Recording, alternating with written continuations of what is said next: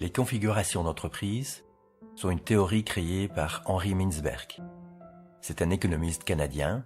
Il fait partie des 20 gourous du management. Cette théorie permet de faire des distinctions entre différents types d'organisations et de mieux comprendre pourquoi de bons conseils pour une organisation peuvent être un véritable poison pour une autre. C'est donc un outil indispensable aux managers et à tous les coachs en entreprise.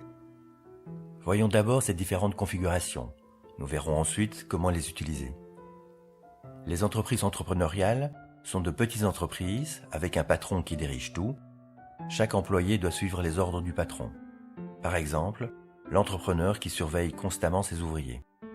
À l'opposé, les bureaucraties simples sont de grandes entreprises ou des administrations. Les cadres y construisent des procédures que tous les employés devront suivre à la lettre. L'initiative des employés n'est pas la bienvenue. Le métier de la plupart de ces employés ne nécessite pas un haut niveau de formation et sont donc facilement interchangeables, car le temps de formation sur poste est relativement court. Il y a aussi l'entreprise divisionnalisée, particulièrement adéquate pour les entreprises de très grande taille qui interviennent sur des produits très différents ou localisés dans différents pays. Quand une division n'est plus rentable, c'est facile de la couper du centre administratif et cela n'a pas d'impact sur les autres filiales. Il y a ensuite deux types de méritocratie. Ce sont des entreprises moyennes dans lesquelles le personnel a un haut niveau de formation et pour lequel il s'attend à recevoir de la reconnaissance.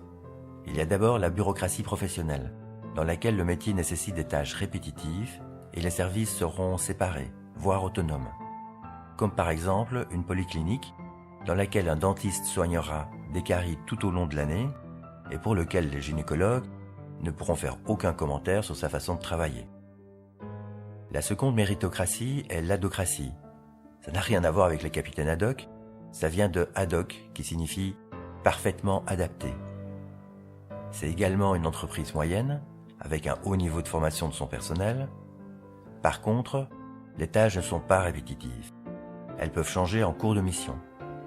Et tout est organisé en fonction de projets, pour lesquels l'équipe est constituée sur base des besoins de compétences. Une autre configuration est l'entreprise missionnaire, dans laquelle chacun a une implication forte avec un idéal fort, comme Greenpeace ou la Croix-Rouge. Enfin, la dernière des configurations, celle qui pend au nez de chaque entreprise, c'est l'arène politique. Chacun suit son propre intérêt, même au détriment de l'organisation. Les gens y font des coalitions contre les autres. La manipulation est très développée. Les forces de l'entreprise sont tiraillées dans des directions variées. Si un dirigeant n'y prend garde, son organisation glissera tôt ou tard vers cette configuration. Et là, il ne va pas rigoler. Chaque configuration a un élément qui constitue sa force. Pour l'entrepreneurial, c'est la direction. Pour la bureaucratie simple, c'est l'efficience. Pour les divisionnalisés, c'est la diversification. Pour la bureaucratie professionnelle, c'est la compétence. Pour l'adocratie, c'est l'apprentissage. Pour la missionnaire, c'est l'idéal. Pour l'arène politique, il n'y en a pas. Le premier intérêt de cette théorie est de pouvoir vous poser la question de votre intérêt pour quel genre d'entreprise et quelle fonction. Dans une entrepreneuriale, être un patron qui décide tout ou un ouvrier qui fait ce qu'on lui dit. Dans une bureaucratie simple, être un cadre qui décide d'une procédure ou un employé qui suit simplement les procédures qu'on lui a données. Dans une entreprise divisionnalisée, pour travailler au siège social, à contrôler les finances des filiales. Avez-vous un haut niveau de formation? Souhaiteriez-vous travailler dans une méritocratie? Dans une bureaucratie professionnelle, faire son métier avec compétence, un peu la même chose tous les jours? Ou être responsable de service dans lequel vous avez pratiquement tout pouvoir, au risque de pouvoir même en abuser?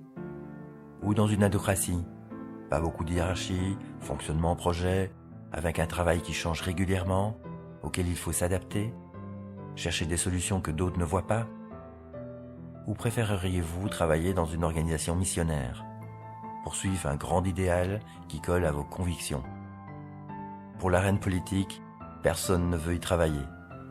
mais pas mal de gens s'y laissent enfermer et des fois subissent du harcèlement moral. Pire, quelquefois, ils finissent eux-mêmes par se mettre à harceler. À vous de choisir le type d'entreprise qui vous convient et dans lequel vous serez heureux. Voyons maintenant comment on peut utiliser ce modèle. Prenons l'exemple d'une entreprise de consultance en informatique. C'est quoi leur métier et qui est leur personnel? Celui-ci doit avoir un haut niveau de formation. C'est donc une méritocratie. Il fonctionne en projet, les tâches ne sont pas répétitives puisqu'elles changent à chaque projet, et on leur demande de s'adapter. Il est assez évident qu'une configuration d'adocratie s'impose. Le souci, c'est que les adocraties sont très peu connues. Les consultants sont passés par l'école, qui était une bureaucratie, et leurs parents ne leur ont parlé que des bureaucraties. Si dans notre exemple l'organisation devrait prendre une configuration adocratique, le personnel ne sait pas vraiment comment s'y comporter. Il faut donc faire des choses spécifiques pour faire vivre une adocratie. Créer une culture d'entreprise et une organisation adéquate.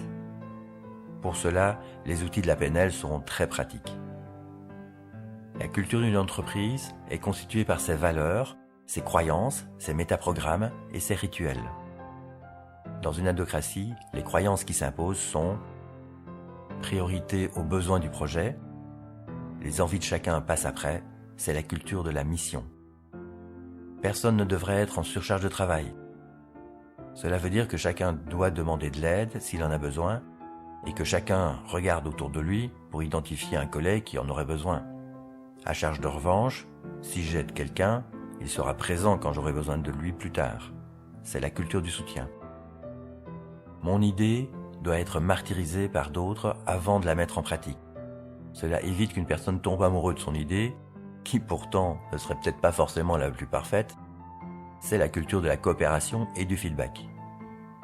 Pour cela, on attendra de la part de chacun qu'il manifeste certaines attitudes. En PNL, on parle de métaprogramme.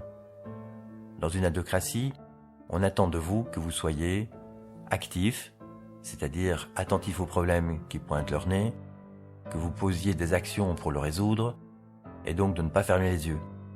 Si vous ne pouvez rien faire concrètement, vous pouvez au moins en parler avec la personne qui peut s'en occuper. Orienter système, c'est-à-dire que vous puissiez mettre de côté vos intérêts personnels et que vous cherchiez l'intérêt pour le projet et pour l'ensemble des personnes qui seront impactées par ce que vous faites. Aller vers des solutions plutôt que s'éloigner des problèmes.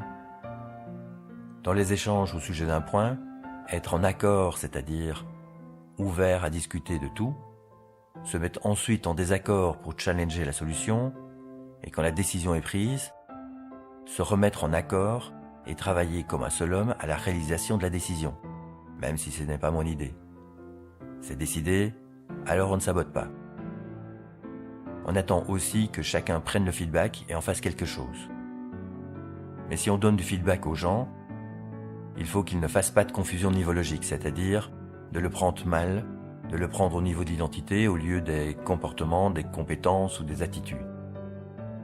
Pour implémenter une telle culture, il faudra mettre en place une certaine organisation comme faire des communications particulières pour sensibiliser le personnel à ce qu'on attend d'eux, donner des formations sur les outils cognitifs qui doivent être communs à tous, donner du coaching de groupe pour expérimenter cette culture et ces outils au travers de la résolution de problèmes concrets, mettre en œuvre des projets internes pour s'entraîner à gérer des projets avec cette nouvelle culture, mais bien sûr, faire tout cela dans un esprit adocratique.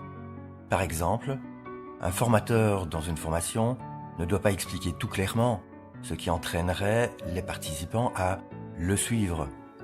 Il doit au contraire donner des explications de telle manière qu'elles rendent les participants curieux et actifs, voire frustrés. En tout cas, acteurs dans leur propre apprentissage. Tous ces plans d'action sont particulièrement adéquats pour une adocratie, mais seraient par contre source de dysfonctionnement dans une bureaucratie. On ne peut donc généraliser les conseils, ils doivent dépendre du projet de l'organisation et donc de sa configuration. Pour en savoir plus, lisez le livre « Les 3 types de coaching »